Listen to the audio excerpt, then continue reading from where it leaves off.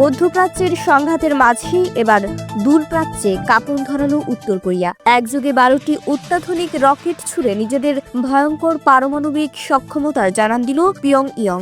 শনিবার সর্বোচ্চ নেতা কিম জং উনের উপস্থিতিতে এই অত্যাধুনিক বহু রকেট নিক্ষেপণ ব্যবস্থার পরীক্ষা চালানো হয়। রাষ্ট্রীয় সংবাদ মাধ্যম জানায় 420 কিলোমিটার পাল্লার এসব অস্ত্র 360 কিলোমিটার দূরের একটি দ্বীপে নিখুঁতভাবে আঘাত হানে। দক্ষিণ কোরিয়া ও যুক্তরাষ্ট্রের চলমান বসন্তকালীন যৌথ সামরিক মহড়ার জবাব দিতেই মূলত এই অস্ত্রের প্রদর্শনী করা হয়েছে। কিম জং উন জানিয়েছেন, এই পরীক্ষা শত্রুদের মাঝে চরম অস্থিরতা তৈরি করেছে। প্রকাশিত ছবিতে কিম জং উনের সাথে তার মেয়েকেও উৎক্ষেপণ পর্যবেক্ষণ করতে দেখা যায়, যাকে অনেকেই দেশটির ভবিষ্যৎ শাসক হিসেবে বিবেচনা করছেন।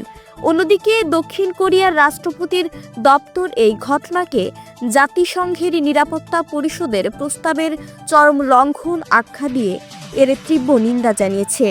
মার্কিন রাষ্ট্রপ্রধান ডোনাল্ড ট্রাম্প যখন উত্তর কোরিয়ার সাথে উচ্চ পর্যায়ের বৈঠকের আগ্রহ দেখাচ্ছেন, ঠিক তখনই এই উৎক্ষেপণ ঘটল।